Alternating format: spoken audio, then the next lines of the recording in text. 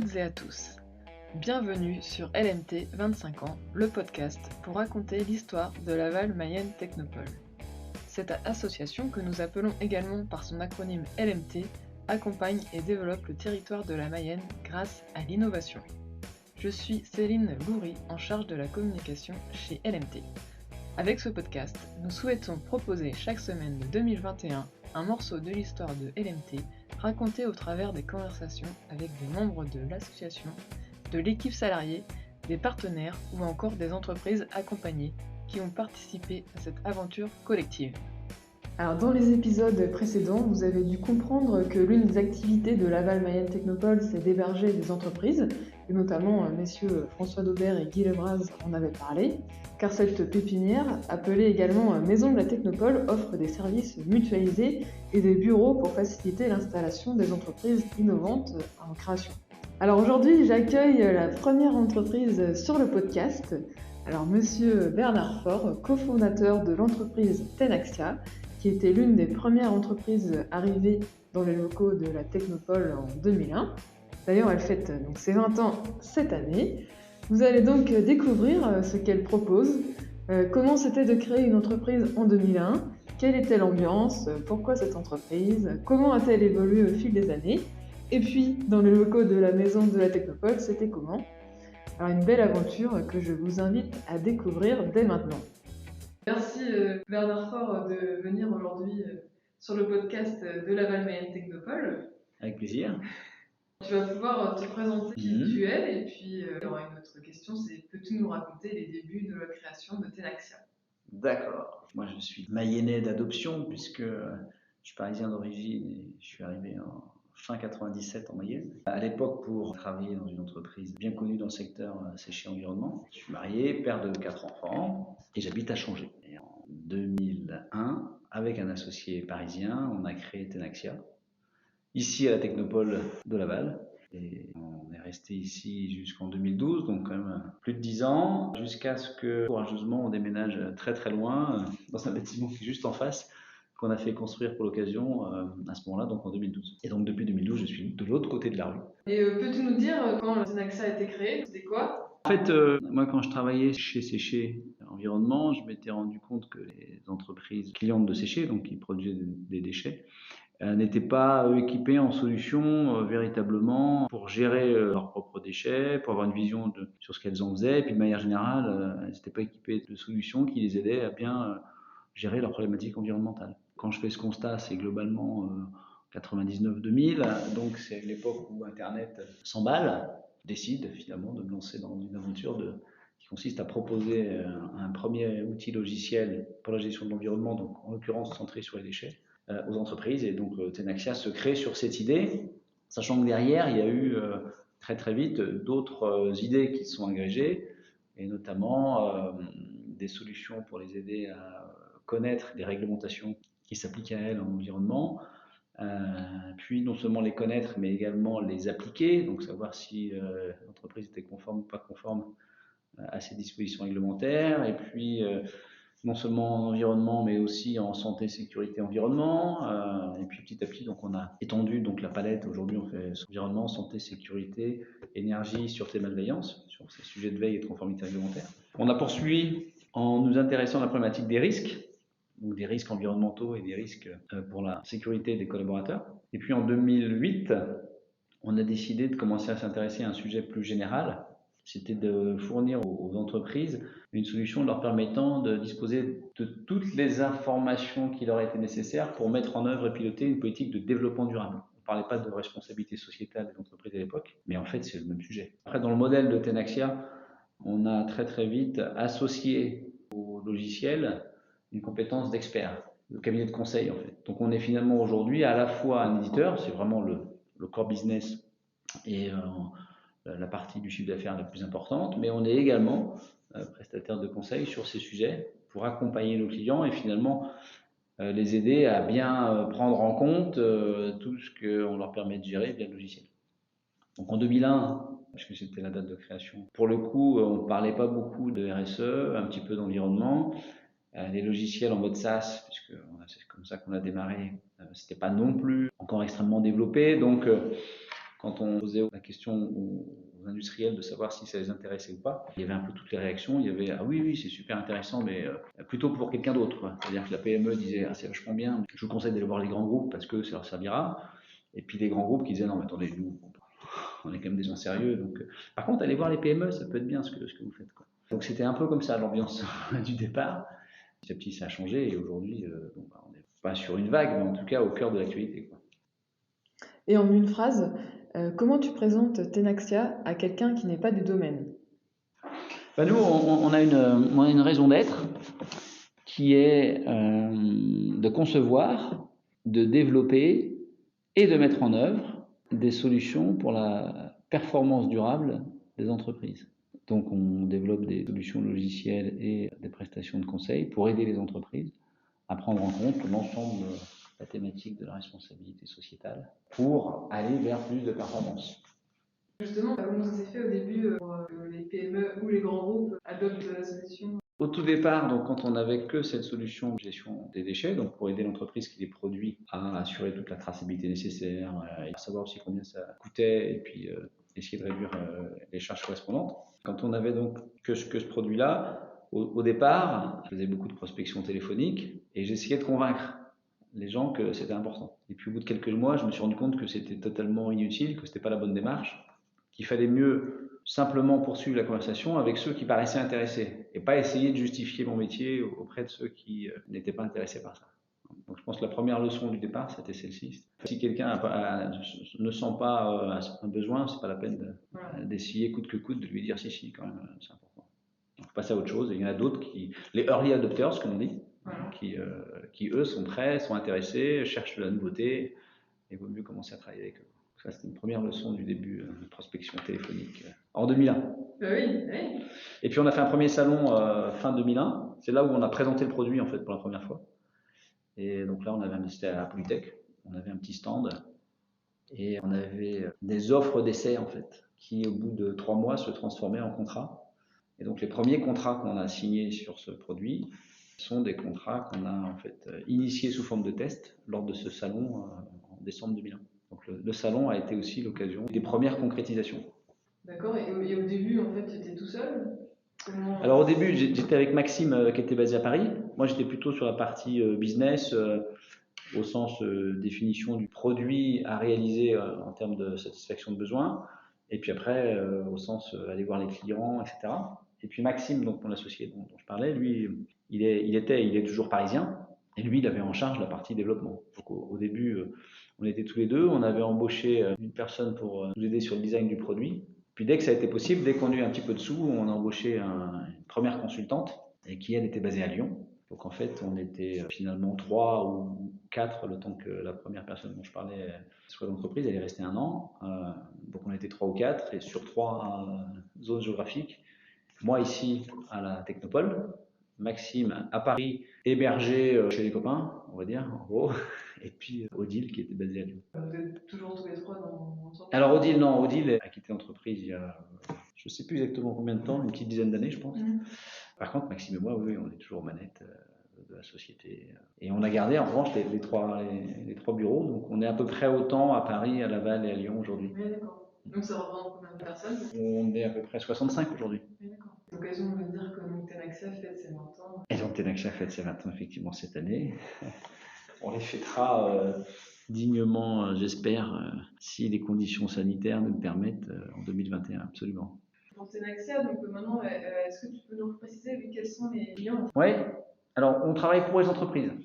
Donc on est vraiment B2B, on n'a pas de clients collectivités locales, voilà, c'est vraiment les entreprises. À l'origine, on était très grande boîte industrielle, plutôt grande entreprise industrielle, et puis petit à petit, on s'est implanté un peu dans tous les secteurs d'activité. On travaille aujourd'hui, et de plus en plus même avec des sociétés financières. On a aussi depuis un peu plus de 10 ans développé une gamme de solutions pour les PME.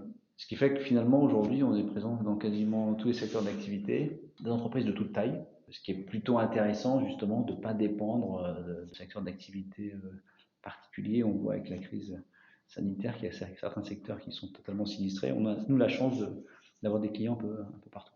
Et donc oui, je vais pas poser la question, mais en 2001, est-ce que vous étiez un des seuls en France à proposer cette solution Ah bah sur les déchets, en fait on a commencé donc par ce dont je parlais tout à l'heure, un logiciel de gestion des déchets, un logiciel en ligne de gestion des déchets. Donc là clairement on était les seuls et on est encore quasiment les seuls aujourd'hui, hein.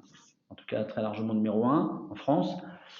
Sur la partie réglementaire, veille réglementaire, on est, on va dire, 3-4 sociétés à avoir démarré à peu près en même temps. Et qu'on retrouve, on va dire, bon, il y a eu quelques mouvements, quelques fusions, des choses comme ça, mais globalement, ces gens-là, on les retrouve encore aujourd'hui sur le marché. Et après, sur la partie reporting, développement durable, reporting RSE, pilotage, là, on était plutôt en France, on va dire, les deuxièmes. Il y a une société qui était partie sur le sujet quand même avant nous. D'accord. Et est-ce que tu te rappelles comment tu avais connu la Technopole à ce moment-là? Je l'ai connu par l'intermédiaire de Guy Lebras, qui était directeur à l'époque. L'origine de ce premier contact avec Guy, j'ai un doute. C'est peut-être lié à un de mes voisins qui, connaissant mon projet, m'avait dit prends contact avec Guy. Je pense que c'est ça. Je suis pas sûr, hein, c'était comme il y a 20 ans, un peu plus de 20 ans, mais je pense que c'est un de mes voisins qui m'a permis de contacter Guy. Et puis après, avec Guy, le courant est passé. Et puis il m'a dit écoute, voilà, on peut faire quelque chose, on peut t'accueillir. Allons-y, et hop, c'est parti. Est-ce que tu dirais que toi, à ton époque, il y avait beaucoup de personnes qui voulaient se lancer Il y avait quand même une espèce de bulle Internet qui était incroyable. C'est-à-dire que quasiment tous les jours, on pouvait ouvrir le journal et lire que des jeunes avaient levé beaucoup de sous pour développer quelque chose sur Internet. Ouais, il y avait quand même ça. Il y avait quand même ça. Après, ça, si je fais référence à ça, c'était 99. Ensuite, c'est sûr que globalement, c'est, je crois, début 2000 précisément que les choses se sont un peu gâtées avec la bulle qui a explosé, les cours de bourse, les sites internet qui se sont effondrés, etc. Mais on va dire que au moment où l'idée commence à germer dans ma tête, ouais, c'est clair qu'il y avait une sorte de délire ambiant. Monter une boîte sur internet, c'était un bout de papier blanc était valorisé 10 millions d'euros, comme ça. Enfin, c'était assez fou, quoi. Ouais. Donc évidemment, ça participait, je pense, aussi à l'émulation. Et moi, je me suis dit, bon, environnement, Internet, c'est quand même deux sujets un peu sympas, on doit pouvoir faire un truc, quoi. Comme tu disais, donc Tenaxia est resté jusqu'en 2012 donc, dans les locaux de la pépinière de la Technopole. Oui. Qu'est-ce que cela a apporté à Tenaxia d'être hébergé à la maison de la Technopole? Pour nous, c'était d'abord, j'allais dire de manière égoïste pour moi, puisque au début, j'étais tout seul ici. Ouais. Donc c'est quand même un moyen justement de ne pas être tout seul, quoi. De pas être tout seul, et puis tout ce qui était technique, informatique, photocopieur, que sais-je, enfin toutes la capacité à recevoir du monde, tout ça était disponible ultra facilement. Donc en fait, moi j'ai jamais eu à m'occuper de ces choses techniques-là, et ça c'était quand même très agréable. Et puis après, au fur et à mesure qu'on recrute du monde, c'est vrai qu'on recrute une personne, deux personnes, trois personnes. C'est bien, enfin moi je trouve ça plutôt bien de pouvoir le faire dans un cadre comme celui-ci. Après, il y a des gens avec lesquels je me suis vraiment lié d'amitié, hein. Je pense en particulier aux deux fondateurs de Bayesia, qui se sont installés à Technopole. Enfin, on a créé la société plus ou moins en même temps, à peu de choses près. Et j'en profite pour les saluer là, tous les deux, hein, Lionel et Paul. Et en fait, ce qui était sympa, c'était qu'on échangeait régulièrement sur nos avancées, sur les difficultés qu'on rencontrait. Et ça, c'était quand même très riche. Au-delà d'être très sympa et de permettre de nouer de belles amitiés, en plus, c'était des informations intéressantes à partager. Moi, ça m'a donné plusieurs idées. Je pense que je leur en ai donné aussi. Et donc, au final, c'était ça. Il n'y avait pas, en tout cas, moi, j'ai pas vécu ça, mais je crois que ça n'existait pas vraiment encore. Un vrai programme proposé par Technopole d'accompagnement. C'était plutôt de l'hébergement, mais de l'hébergement plus, quoi. Voilà. Et donc, c'est pour ça qu'on est resté si longtemps. Sinon, on serait pas resté, puisqu'on est quand même resté plus de 10 ans. Alors, au début dans un bureau, puis après dans plusieurs. Et donc c'était sympa, ouais. Est-ce que tu as une anecdote à nous raconter sur la Technopole? Ouais, une anecdote. Une fois, donc j'étais dans mon bureau et puis il y a une jeune femme qui devait ne plus être étudiante depuis assez peu de temps, qui rentre dans le bureau, qui cogne et qui rentre direct. Et, surprise, je la connais pas, je dis bonjour. Qu'est-ce que je peux faire pour vous? Et là, du tac au tac, elle me répond, je veux travailler avec vous. Et donc, ah bon, super. Mais pourquoi, comment? Et puis finalement, effectivement, on l'a embauchée et elle nous a rejoint quasiment le lendemain, enfin en tout cas très rapidement, peu de jours après. On s'est bien entendu, elle est restée jusqu'à ce qu'elle déménage ensuite pour des raisons personnelles et qu'elle quitte le coin. Du coup, elle a quitté aussi Tenaxia, mais c'était marrant, je ne sais pas si elle m'entend. Karine se souviendra certainement de cet épisode. Après, j'avais pas spécialement besoin de quelqu'un comme elle tout de suite, mais en fait, son enthousiasme et puis le fait qu'on a toujours plein de choses à faire parce qu'on démarre, et puis après aussi d'ailleurs, fait que on est parti quoi. Et donc ça c'était dans les tout débuts. Ouais, j'avais déjà changé de bureau, donc c'était peut-être en 2003. Est-ce que tu avais d'autres choses à dire? J'ai un peu résumé l'intérêt que j'y voyais. Si, le cadre, la verdure autour, hein, moi j'aimais bien, parce que quand on crée une boîte, on est à fond, donc je pense que régulièrement, respirer un peu c'est bien, et dans la journée, respirer dans ce cadre-là, c'est sympa. Je me souviens des fenêtres, qui n'ont pas beaucoup changé à ce que je vois, et qui s'en trouvent assez peu, et ils pouvaient faire très chaud. Oui, je confirme. Je ne sais pas si c'est encore le cas, oui, manifestement. Et sinon, selon toi, c'est quoi l'innovation? Je ne sais pas ce que c'est que l'innovation. Moi, j'aime bien la notion de créativité parce que ça se rapproche de la création. Donc, le fait de créer quelque chose. Moi, je me sens beaucoup plus créateur de quelque chose que développeur ou industrialisateur de quelque chose. Donc, créer quelque chose, c'est forcément, enfin, en tout cas, c'est comme ça que je le vois, moi, créer des choses qui n'existent pas. Donc, ça suppose certainement un processus d'innovation. Je me souviens dans mes tout débuts.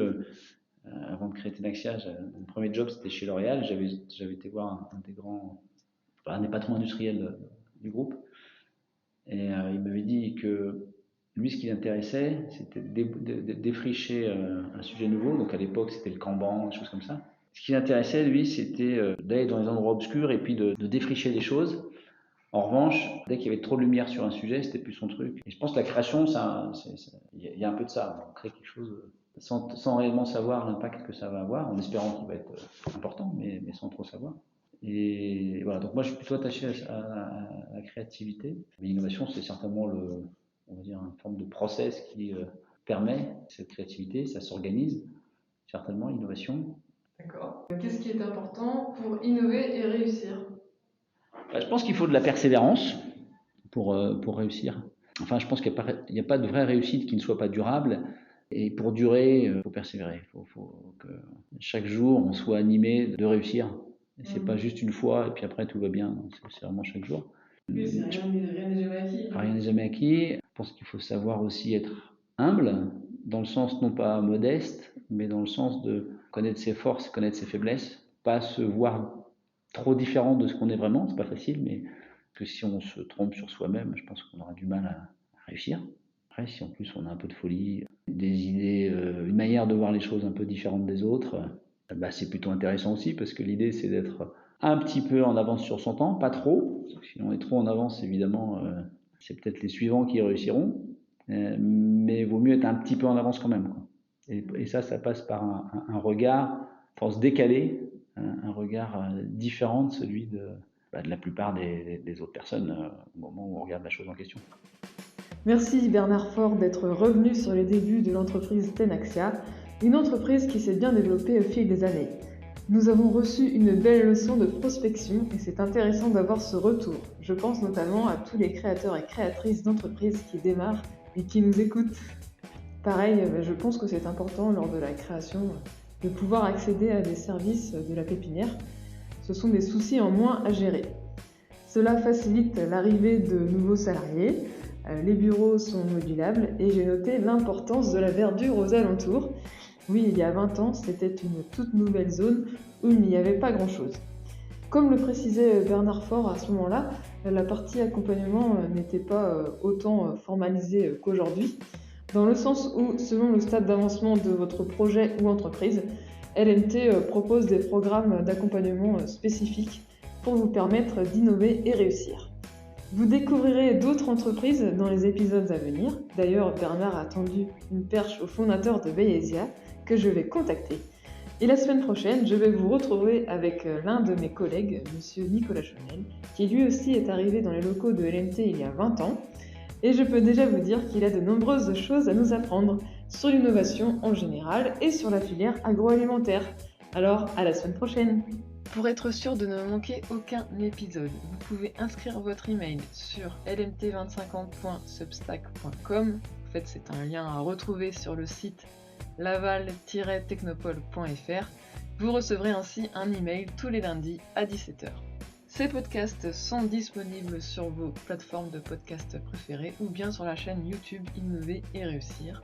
Alors abonnez-vous pour ne rater aucun épisode. Enfin, si vous avez des questions à poser à nos invités, Je m'en ferai un plaisir de les relayer.